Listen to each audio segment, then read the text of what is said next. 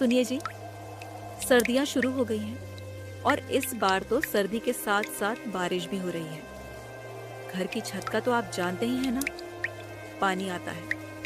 हाँ भाग्यवान, इस बार ठंडी कुछ ज़्यादा ही पड़ने वाली है, क्योंकि गांव के चौपाल पर लोग बोल रहे थे कि इस बार सर्दी के साथ साथ भयंकर बारिश भी होने वाली है। अजी, ऐसा हुआ तो हमारा क्या होगा?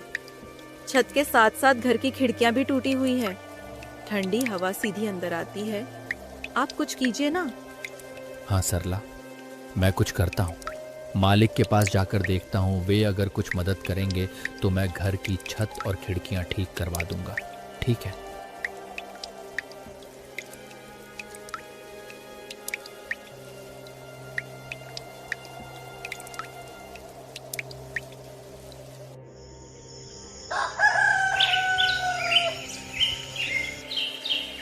अगली सुबह लखन मालिक के घर की तरफ चल देता है।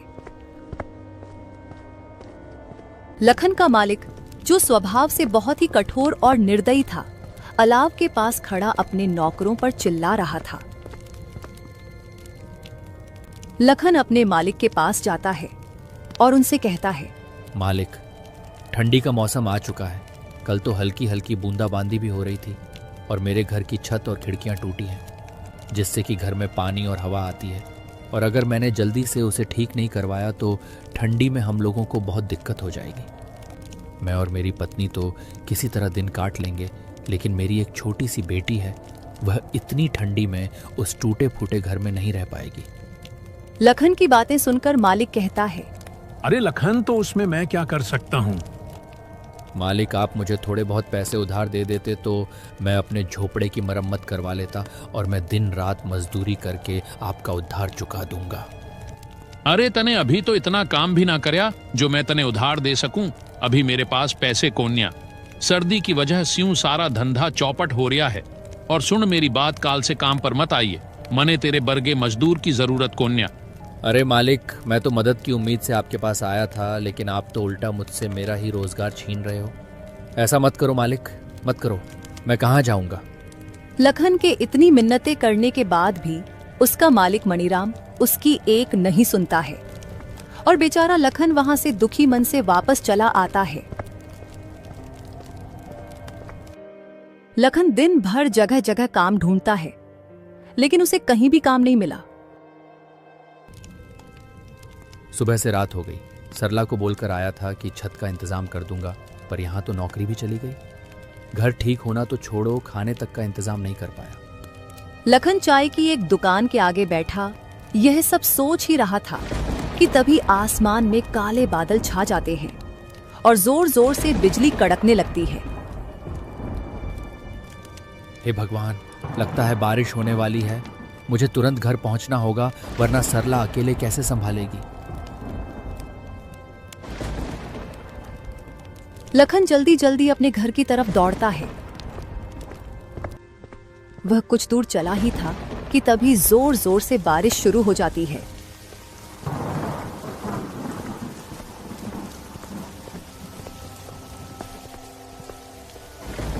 हे ऊपर वाले, ये कैसी परीक्षा ले रहे हो? पहले क्या आपको हमारे दुख कम लग रहे थे, जो ऊपर से ये बेमौसम की बारिश और शुरू कर दी? धीरे धीरे बारिश बढ़ जाती है और चारों तरफ पानी ही पानी हो गया था, मानो कोई समुद्र हो, जिससे लखन का उसमें चल पाना बहुत मुश्किल हो गया था। वह एक पेड़ के नीचे रुक जाता है और बारिश के थमने का इंतजार करता है। हे भगवान, एक तो इतनी ठंडी और ऊपर से ये तेज बारिश। मेरे तो हाथ पैर सुन्न पड़ रहे हैं। इतने पानी में चल पाना भी मुश्किल हो गया है और घर पर बेचारी सरला अकेली परेशान हो गई होंगी। लखन काफी देर तक उस पेड़ के नीचे बारिश के रुकने का इंतजार करता है, लेकिन बारिश थी कि रुकने का नाम तक नहीं ले रही थी।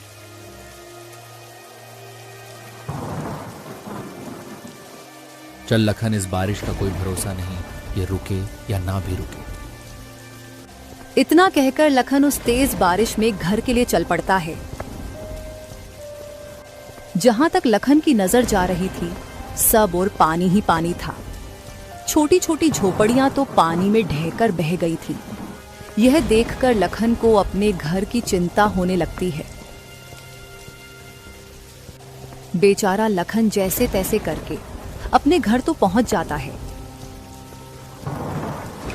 लेकिन जो वह देखता है उसके होश उड़ जाते हैं, क्योंकि घर में पानी भरा हुआ था और आधी आधी दीवार तक पानी पहुंच गया था। सरला, तुम ठीक हो ना? मुन्नी ठीक है ना? हाँ, हम दोनों ठीक है। और देखो, मैंने मुन्नी को ऊंचे पलंग पर बिठा दिया है, लेकिन हमें घर का सारा पानी बाहर निकालना होगा। हाँ चलो भाग्यवान, निकालते हैं। वे दोनों बाल्टी भर भर कर घर से पानी निकालने लगते हैं, लेकिन वे जितना पानी निकाल रहे थे उतनी ही देर में उससे भी दुगुना पानी घर में भर रहा था।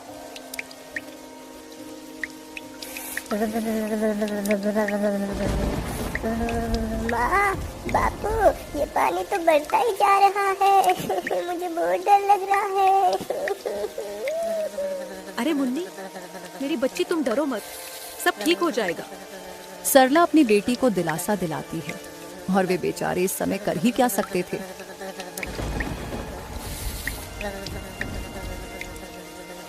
रात के आखिरी पहर बारिश रुकती है।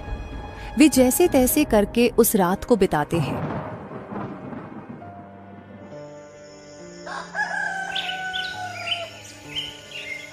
अगली सुबह लखन कुछ लकड़ियां और खाने पीने का इंतजाम करता है, क्योंकि रात वाली बारिश में उनके राशन का सारा सामान बह गया था।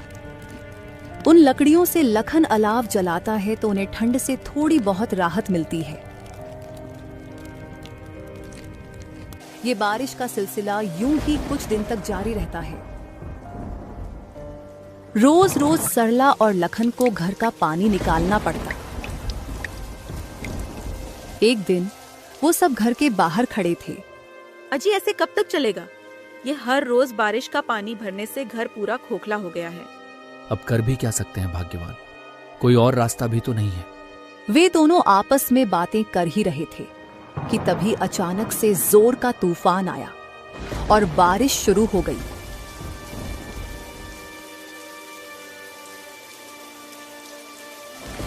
देखते ही देखते लखन का सारा घर बारिश में पूरी तरह ढह गया। हे भगवान, ये क्या हो गया? हमारी आखिरी उम्मीद भी खत्म हो गई, हमारा घर ही टूट गया। अजी, शुक्र मनाओ कि घर ही टूटा है। मुन्नी और हम दोनों बाहर ही हैं। अगर हम लोग अंदर होते तो सोचो क्या होता। हाँ भाग्यवान, तुम ठीक कह रही हो। भगवान का लाख लाख शुक्र है, कुछ अनहोनी नहीं हुई। पर अब ऐसे में हम मुन्नी को लेकर कहाँ जाएंगे? इतनी ठंड और बारिश में भीगकर हम सब बीमार हो जाएंगे। अजी, अभी तो आज रात कहीं सर छुपाने की जगह मिल जाए, वही काफी है। कल का कल देखेंगे। हाँ, वो हमारे पड़ोसी है ना मंगतू भैया, आपके जिगरी दोस्त, उन्हीं के यहाँ चलते हैं। हाँ, तुम सही कह रही हो भाग्यवान। मंगतू हमारी मदद जरूर करेगा, दोस्ती किस काम आएगी आखिर।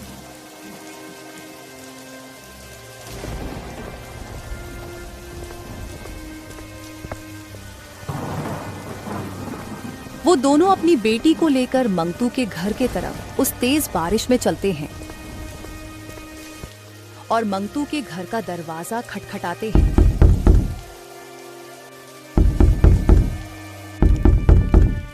अरे भाई, इतनी तेज बारिश में इतनी रात को कौन दरवाजा बजा रहा है? अजी, बैठे बैठे बातें बना रहे हो, जाकर देखोगे तब पता चलेगा ना। भाग्यवान, तुम ज्यादा मत बोलो, चुपचाप पकौड़े बनाओ।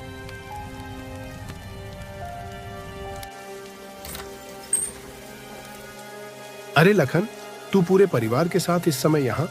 सब ठीक तो है ना? अरे कुछ ठीक नहीं है मंगतू भाई। तेज बरसात की वजह से हमारा घर ढह गया है, सड़क पर आ गए हैं हम लोग। बीबी बच्चों को लेकर कहाँ जाता, इसलिए यहाँ आ गया। आज की रात क्या हम तेरे घर में रुक सकते हैं? देख भाई लखन, दोस्ती यारी अपनी जगह ठीक है, मैं तुझे रख भी लूं, पर तेरी भाभी कभी नहीं मानेगी। और वैसे पूरा परिवार एक साथ माफ करना भाई, मैं नहीं रख सकता। तू कैसी बात कर रहा है मंगतू? मैंने भी हमेशा तेरे अच्छे बुरे वक्त में तेरा साथ दिया है, और आज जब मुझ पर मुसीबत आई तो तू मुंह फेर रहा है। ऐसा मत कर मेरे भाई, एक ही रात की तो बात है, मेरी बच्ची बीमार हो जाएगी। सब समझता हूँ लखन, पर मैं नहीं रख सकता। अभी तुम कोई और जगह तलाश कर लो। लखन कुछ और बोल पाता, उससे पहले ही मंगतू ने उसके मुंह पे दरवाजा बंद कर दिया। ये लो जी, पकोड़े खाओ। कौन था दरवाजे पर? अरे भाग्यवान, वो लखन और उसका पूरा परिवार था। उसका घर टूट गया है, इसलिए यहाँ रुकने को आया था। मैंने बाहर का रास्ता दिखा दिया। अजी, लखन तो आपका अच्छा दोस्त है ना, उन्होंने हमारी कितनी बार मदद करी है। आपने ये ठीक नहीं किया जी।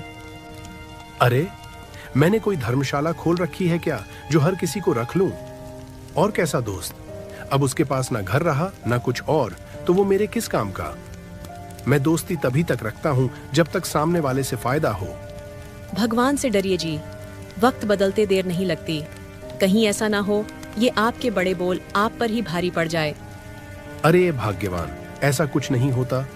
ये लो पकौड़े खाओ, बड़े ही स्वादिष्ट बने हैं। उधर मंगतू बरसात के मजे ले रहा था तो वही लखन का परिवार तेज बारिश में बीच सड़क पर भीग रहा था।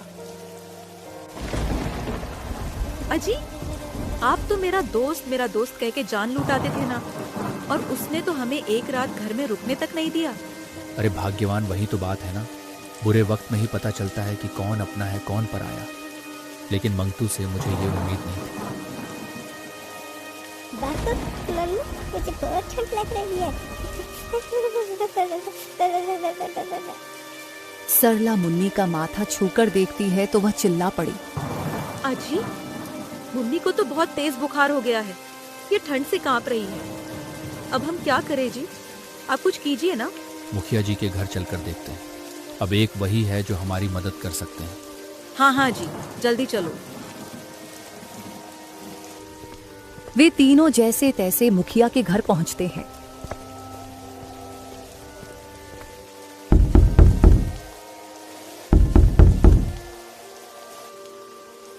हाँ भाई, लखनऊआ बोल का हुआ? कैसे नाना हुआ? इतनी रात में काहे कुंडी बजावत है? मुखिया जी, वो बारिश से मेरा पूरा घर टूट गया।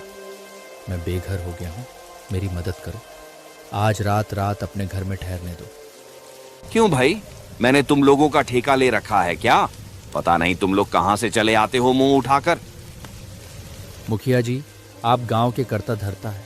अगर बुरे समय में आप ही हमारी मदद नहीं करेंगे तो और कौन करेगा भला? अरे मुखिया हूं तो क्या हुआ, मेरी हवेली कोई धर्मशाला थोड़ी है। अब तू यहाँ से चुपचाप जा रहा है या नौकरों से धक्के मार के निकल आऊं? मुखिया ने उनकी एक भी नहीं सुनी और उन्हें धक्के मारकर हवेली से निकलवा दिया। रात भर वो कभी किसी रिश्तेदार का तो कभी दोस्त के घर का दरवाजा खटखटाते रहे, पर किसी ने भी उनकी मदद नहीं की। थक हार कर वे बेचारे एक पेड़ के नीचे बैठ जाते हैं। आज दिखा दिया लोगों ने, कोई किसी का अपना नहीं होता। आप हिम्मत मत हारिए जी, ऊपर वाला सब देख रहा है। वह हमारी जरूर मदद करेगा। एक दिन हमारे भी जरूर दिन बदलेंगे, और जिन्होंने आज हमें आंखें दिखाई है ना, भगवान उनकी आंखें एक दिन जरूर झुकाएंगे। वे रात भर ऐसे ही बारिश में भीगते भीगते अपनी किस्मत को रोते रहे।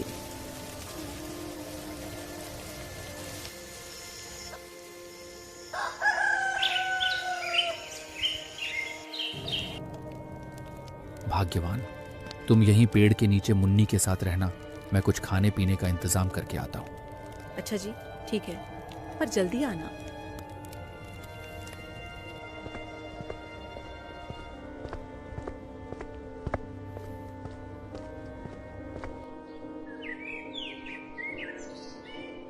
शाम होने से पहले लखन अलाव जलाने के लिए लकड़ी, खाने पीने का सामान और मुन्नी की दवाई का इंतजाम करके आ जाता है।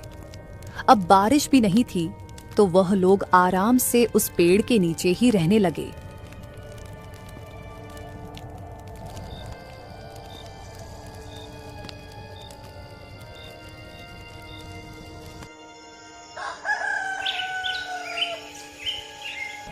एक सुबह लखन का दोस्त मंगतू वहां से गुजरता है। अरे भाई लखन, तेरे इतने बुरे दिन आ गए जो इतनी ठंडी में ऐसे पेड़ के नीचे रहना पड़ रहा है। थू थू थू, मुझे देखकर बड़ा अफसोस हुआ। बस मंगतू भाई, वक्त वक्त की बात है। आज तुम्हारा समय है, तुम हम पर हंस लो। कभी ऊपर वाला हमारा भी समय लाएगा। अरे सड़क पर आ गए हो फिर भी इतना घमंड? ऐसा क्या हाथ लग गया तुम्हारे? चलो कोई ना, तुम ऐसे में ही खुश रहो। मंगतू उनका मजाक बनाकर चला जाता है, जिससे लखन और सरला की आंखों में आंसू आ जाते हैं। भाग्यवान, तुम इसकी बात को दिल पर मत लेना। चलो ठीक है, तुम खुद का और मुन्नी का ख्याल रखना। मैं कोई काम देख कर आता हूं। लखन काम की तलाश में वहां से चल पड़ता है और वह गांव में बहुत जगह काम के बारे में पता करता है, लेकिन उसे कोई काम नहीं मिला। सरला और मुन्नी मेरा इंतजार कर रहे होंगे, मुझे जल्द ही वापस लौटना चाहिए।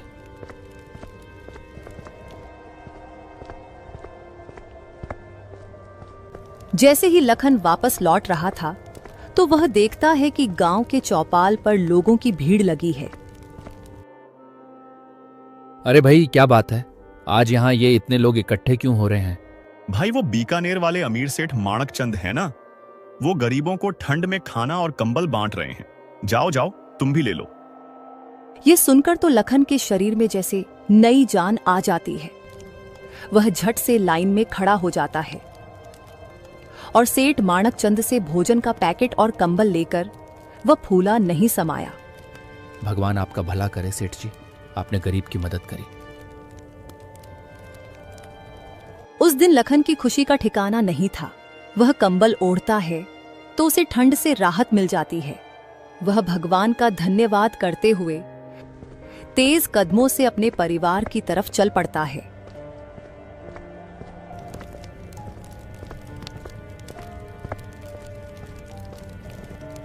अजी, आ गए आप? और ये नया कंबल कहाँ से ले आए आज? अरे भाग्यवान, वो बीकानेर वाले अमीर सेठ माणक चंद है ना, वे गांव में जरूरतमंदों को कंबल और खाने का सामान बांट रहे थे, तो मैंने भी वहां से ले लिया। हाँ बापू, सही किया आपने। अब आपको भी ठंड नहीं लगेगी। हाँ जी, मुन्नी बिल्कुल सही कह रही है। आपको इस ठंडी में इस कंबल से कुछ तो राहत मिलेगी।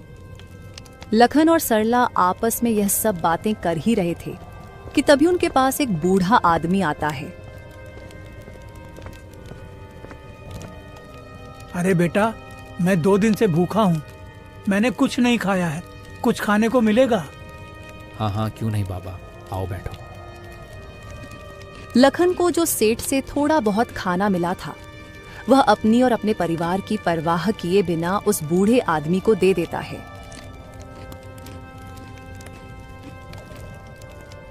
बेटा, तुम्हारा बहुत बहुत शुक्रिया जो तुमने इस सर्दी में इस गरीब को खाना दिया, वरना आजकल ऐसा कोई नहीं करता।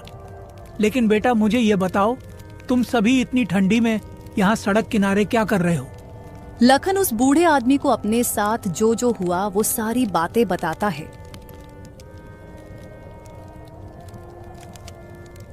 अरे बेटा, तुम्हारे साथ तो बहुत बुरा हुआ। माफ करना, मैंने तो तुम्हारा सारा खाना भी खा लिया। अब इतनी ठंडी में तुम लोग क्या खाओगे? अरे बाबा जी, कोई बात नहीं, मदद करना तो हमारा कर्तव्य है। अरे बेटा, मैंने आज तक तुम जैसा निस्वार्थी आदमी नहीं देखा। तुमने अपनी और अपने परिवार की परवाह किए बिना मुझे भोजन दिया। मेरे पास तुमको देने के लिए ज्यादा कुछ तो नहीं है। इतना कहकर वह बूढ़ा आदमी अपनी झोली में से एक पोटली निकालकर लखन को देते हुए कहता है, बेटा, तुम दिल के बहुत अच्छे हो। ये लो मेरी तरफ से एक छोटी सी भेंट, और इस गरीब का तुम्हें आशीर्वाद है। तुम जिस चीज को भी छू लोगे वह लोहे से भी मजबूत हो जाएगी। इतना कहकर वह बूढ़ा आदमी वहां से चला जाता है।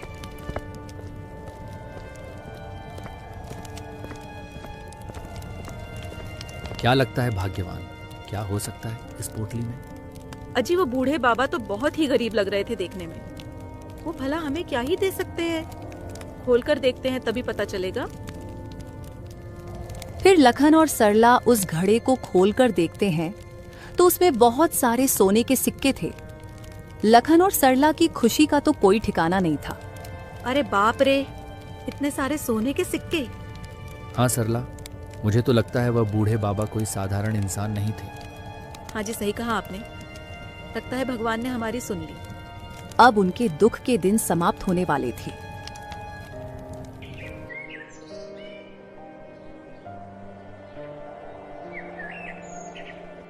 लखन उन सोने के सिक्कों को बेचकर उनसे एक बहुत अच्छा घर बना लेता है। अब उसके पास ठंड और बारिश से बचने के लिए एक अच्छा घर था और वह खुद का एक छोटा सा कारोबार शुरू करता है, जिससे गांव के कुछ गरीबों को रोजगार भी मिल जाता है।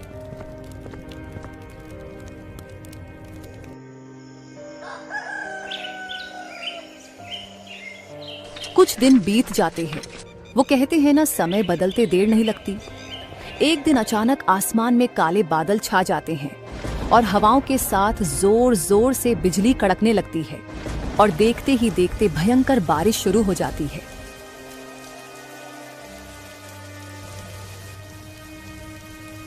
भगवान का लाख लाख शुक्र है जो अब हमारे पास इस बारिश से बचने के लिए छत है। वे तीनों आज बहुत खुश थे। वहीं दूसरी ओर गांव में हाहाकार मच गया था। चारों ओर बस पानी ही पानी नजर आ रहा था। सबके घर बारिश से टूटकर पानी में बह गए थे। सेठ मणिराम, जिसका घर गांव में सबसे मजबूत था, वह भी इस बारिश में धराशायी हो गया था। मेरी तो इतनी मजबूत हवेली थी, वो भी ढह गई। हे भगवान, यह कैसा कहर है। तभी वहां एक दौड़ता हुआ आदमी आया और बोला, अरे सब लोग लखन के घर चलो रे, अब केवल उसका ही घर बचा है। जल्दी चलो, नहीं तो हम सब लोग यहाँ डूबकर मर जाएंगे। चलो चलो। सब लोग इकट्ठा होकर लखन के घर पहुंचते हैं। वे सब लोग देखकर हैरान हो जाते हैं, क्योंकि गांव के सबसे मजबूत से मजबूत घर भी टूट चुके थे, लेकिन लखन का घर अभी भी इस भयंकर बारिश और बाढ़ में सीना ताने ज्यों का त्यों खड़ा था। लखन उन सभी को अपने घर में शरण देता है। वे सब आज बहुत शर्मिंदा थे, क्योंकि उनमें से किसी ने भी लखन के बुरे वक्त में उसका साथ नहीं दिया था। मुझे माफ कर दो लखन भाई, मैंने बुरे वक्त में तुम्हारी मदद नहीं करी। माफ कर दो मुझे। माफ कर दो। सब लोग लखन से माफी मांगते हैं। उन्होंने लखन के साथ बहुत गलत किया था, फिर भी वह सबको माफ कर देता है, क्योंकि वह बहुत नेक दिल इंसान था। कोई बात नहीं, मैंने आप सभी को माफ किया, लेकिन कभी भी किसी गरीब और असहाय के साथ ऐसा गलत नहीं करना चाहिए, क्योंकि ऊपर वाला सब देखता है।